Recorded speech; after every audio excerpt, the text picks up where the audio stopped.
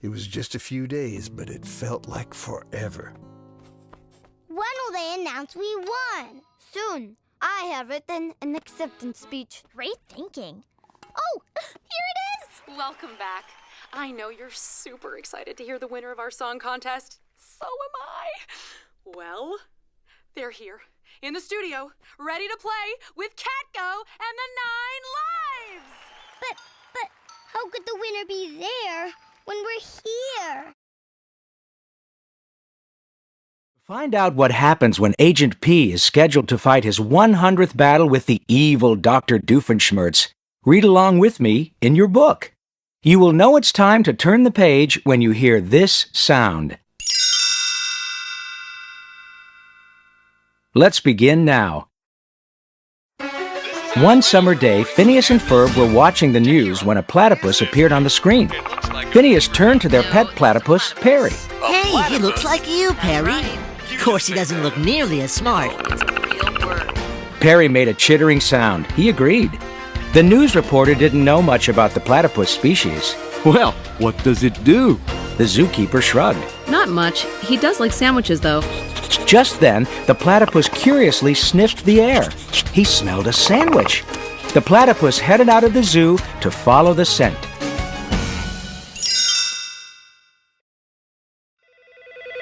A few minutes later, the phone rang. Jeremy was calling to talk to Candace, Phineas and Ferb's sister. I'll be at the big pet wash at the park today. Why don't you bring Perry to the park and we can wash him together? Candace set off to find Perry right away. But Perry wasn't just a pet. He was also a secret agent who had to save the tri-state area from the evil Dr. Doofenshmirtz on a daily basis. And he was already running late. In the backyard, Phineas was trying to figure out how to spend the day. Since there's nothing more fun than fun, why not add fun to everything? Fun shoes, fun oatmeal, fun origami, fun house. We'll turn our house into a fun house. A little while later, a delivery truck brought a ton of funhouse supplies. It also brought the platypus from the zoo. He had followed the scent of the sandwich into the truck and had snuck in. Then, the platypus smelled another sandwich right at the secret entrance to Agent P's lair. He headed inside to find it.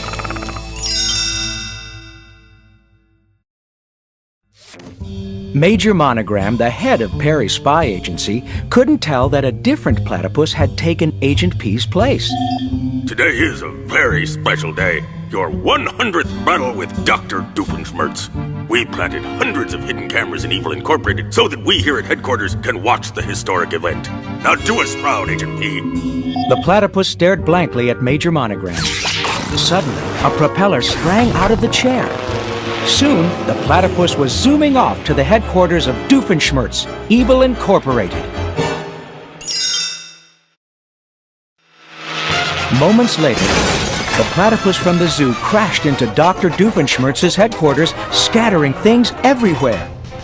But the doctor didn't realize that Agent P had been replaced by an ordinary platypus.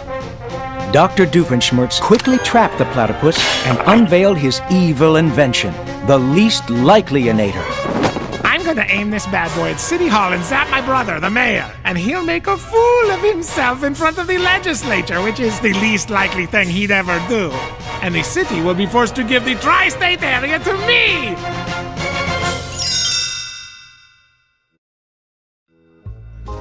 Later that day, Jeremy, Candace, and Perry arrived at the park for the pet wash. Jeremy smiled. You ready for your bath, huh, boy? Perry did his best to avoid getting in the tub, but Candace wasn't giving up very easily. What's wrong with you, Perry? Back at home, Phineas, Ferb, and their friends worked together to build the funhouse. Phineas couldn't wait to test the wall slide. Whee! Buford stomped over to him. Where do you want the clown head? Phineas pointed down the hall. Clown room. Hey, Isabella, how's that haul of cookies coming? Great, but I have to double the recipe. Phineas grinned. At this rate, the funhouse would be ready in no time.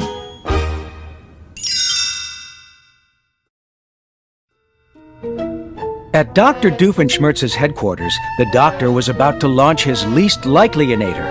But before he could activate it, he accidentally freed the platypus from the trap. The platypus waddled across the room and started licking a puddle of coffee off the floor. All those sandwiches had made him thirsty. The evil doctor narrowed his eyes. Oh, down on all fours. I know that fighting technique. It's Singapore crab. I'm gonna sidewalk all over you, baby.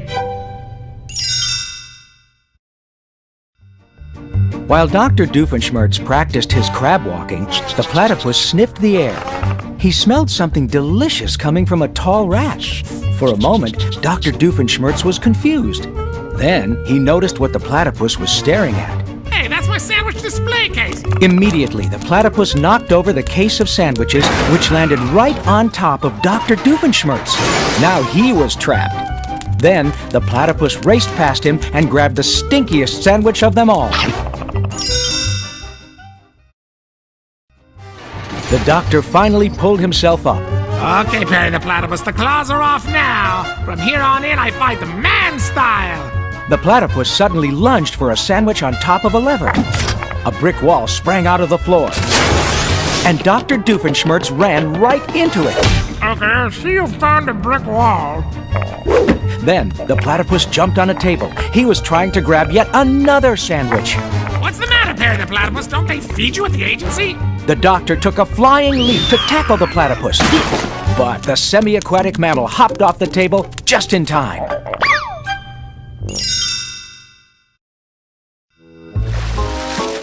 At the park, Candace managed to finally give Perry a bath. She handed him over to Jeremy and smiled. Here's cuteness. Now that bath time was over, it was time to take Perry back home. When they arrived, they were immediately sucked into a tunnel of flashing rainbow lights. Jeremy was impressed. A fun house? Man, your brothers are cool. Candace sighed. Oh yeah, for sure. Phineas and Ferb's funhouse was full of outrageous surprises. There was a row of mirrors that made silly reflections and a bunch of swirly, swoopy slides in bright colors. Another room had a really wild surprise. A llama in pajamas. And yet another part of the funhouse had a row of super secret doors. Perry was relieved. Finally, he could transform into Agent P and slip away undetected. He had an important battle to get to.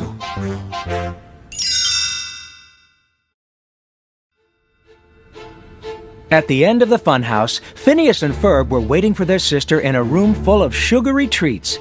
Phineas grinned. Some fun, huh, Candace? Candace glared at her brothers. No, not fun, not fun. Suddenly, everyone heard a voice from outside. Candace, boys, come help me with the groceries. Mom was home. Candace leaned out the window. Mom! Phineas and Ferb built a giant fun house inside our house! Around the same time, Dr. Doofenshmirtz had just come up with a brilliant idea to try and foil the platypus. I've been going about this all wrong. I should be zapping you with the least likely innator so you'll lose. But first I gotta get this sandwich out of the way. As he tossed a sandwich over his shoulder, the platypus followed it to the propeller chair. Dr. Doofenshmirtz fired his innator, zapping everything but the platypus. The platypus quickly sat on the chair. Then, the chair and the platypus headed back to Agent P's lair. Dr. Doofenshmirtz could only watch in horror. I should have zapped myself! Just then, one of the beams from the least likely innator hit Candace. The beam caused her to take down the funhouse before her mom came inside. Why am I doing this? Candace's mother walked into the living room a few moments later.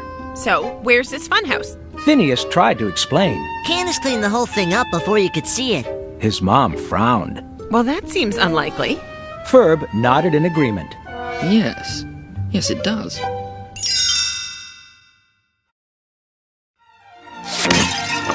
Finally, Agent P arrived at his lair.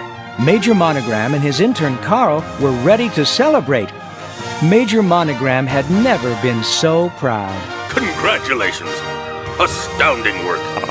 Agent P didn't know what he was talking about, but it sounded like the tri-state area was safe from Dr. Doofenshmirtz And that was all that